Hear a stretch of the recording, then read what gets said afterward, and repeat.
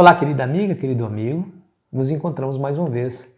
Estamos prontos para continuarmos a nossa jornada espiritual em busca do poder de Deus, estudando a sua palavra. A palavra de Deus tem um poder extraordinário.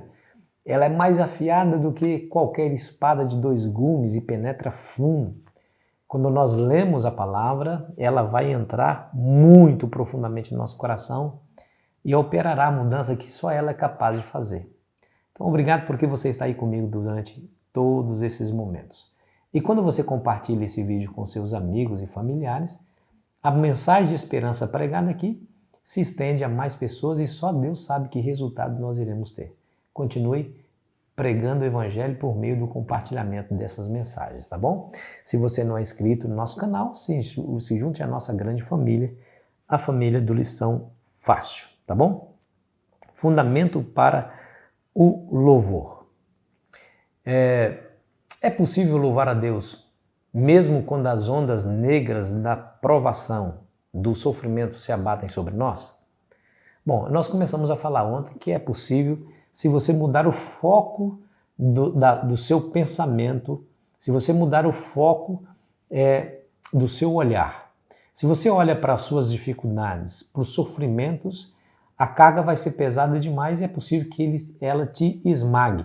Mas quando você tira os olhos do sofrimento, daquilo que lhe faz sofrer, e olha para Deus, entendendo que Ele é a fonte da sua alegria, você ainda terá motivo de louvar a Deus mesmo em tais circunstâncias. E aqui a lição traz a experiência de Dostoiévski, um grande escritor russo, que foi condenado à morte, mas a sua sentença no último momento foi mudada. E ele disse assim, creia até o fim, ainda que todos se desviem e você seja o único fiel. Leve sua oferta mesmo assim e louve a Deus em sua solidão.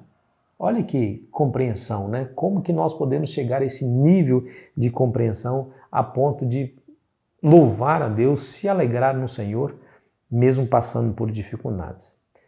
Não tem como você falar sobre isso se você não considerar a própria vida de Paulo.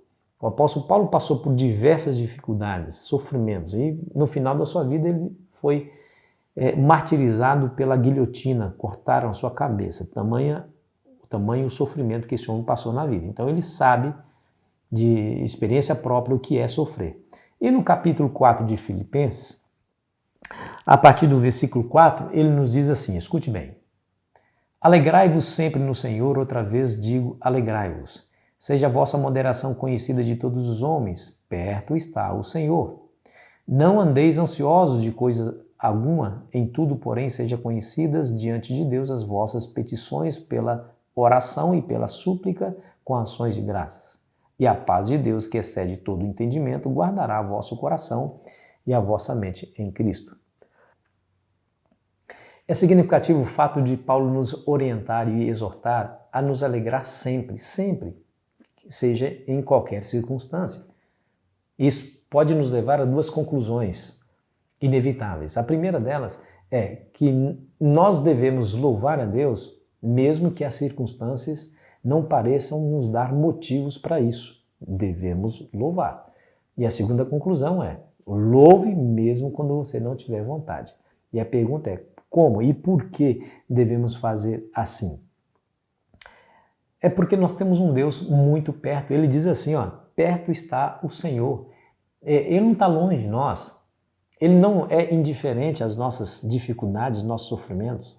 Sabendo que Ele é poderoso, todo-poderoso, que Ele pode resolver qualquer situação, e os nossos impossíveis se tornam possível a esse Deus, sabendo que Ele é todo amor, que Ele nos ama, que Ele tem misericórdia de nós, que Ele se interessa por nós, e sabendo que Ele está perto, aí nossos olhos se desviam do sofrimento, se conectam em Deus, e isso nos trará alegria de louvar ao Senhor. Aí ele também nos diz assim, não fique ansioso. A ansiedade é comum em meio ao sofrimento. Por quê? Porque a situação está difícil, está apertada, e você fica pensando como sair dessa situação e quando irá acabar a prova. Aí a ansiedade toma conta do nosso coração. Aí ele nos orienta, não andeis ansiosos de coisa alguma, mas em tudo tornem conhecidas as vossas petições por meio da oração e súplica. Ou seja, concentre-se em Deus, ou seja, faça as suas orações, clamem ao Senhor, busquem a Deus, torne conhecidas a Deus as suas necessidades por meio da oração. Quando você faz isso em meio à dificuldade, quando você ora ao invés de murmurar, quando você permanece firme ao lado de Deus em oração ao invés de virar as costas para Ele, acontece inevitavelmente na minha e na sua vida algo que nós não obteríamos por outro meio. E o que acontece? Ele diz assim, e a paz de Cristo, que excede todo entendimento, guardará a vossa mente em Cristo Jesus. A paz de Deus guardará a vossa mente em Cristo Jesus. Esse é o grande segredo, querido amigo, querida amiga. E aqui nós aprendemos de maneira extraordinária que o louvor, que a oração, que, como ele diz, as ações de graça é louvor. Olha que interessante, né? Ele diz assim que nós devemos tornar conhecidos a Deus as nossas necessidades pela oração e súplicas e ações de graças. Isso aqui é louvor.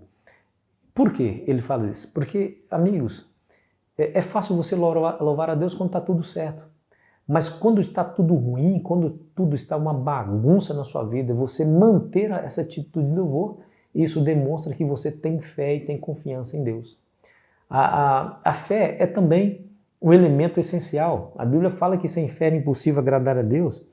Em outras palavras, louvar é um ato de fé. Você demonstra a sua fé por meio do louvor em dificuldades, em sofrimentos que você estiver passando. Que coisa extraordinária, né? E aqui a lição diz que assim como a fé não se fundamenta em nossas circunstâncias, olha que interessante, mas na verdade sobre Deus, o louvor é algo que fazemos não porque nos sentimos bem, mas por causa da verdade de quem Deus é e das promessas feitas a nós. E aqui está o fundamento. É isso. Quem é Deus para mim? Como Ele se considera em relação a mim? O que Ele foi capaz de fazer para que eu pudesse ter esperança? Quais são as suas promessas? Ao não me concentrar em Deus, naquilo que Ele é e nas promessas que Ele me faz, e quão verdadeiros ou verdadeiras são as suas promessas, isso mudará não a circunstância, pode não mudar a circunstância, mas transformará o meu coração, me tornará mais forte. As pessoas perceberão isso, e isso se tornará um grande testemunho para a honra e glória do nome de Jesus. Que linda experiência, né? Que princípio extraordinário. É esse tipo de fé que molda o nosso pensamento, querido amigo, querida amiga.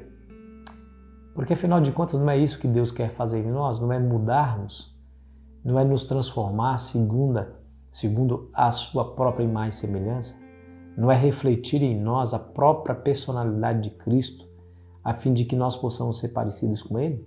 Pois no meio da aprovação, se nós mantivermos o louvor no coração, se buscarmos a Deus em oração e súplicas e ações de graça, que é o louvor, inevitavelmente Jesus será visto em nós pelas pessoas que presenciam as circunstâncias da nossa vida.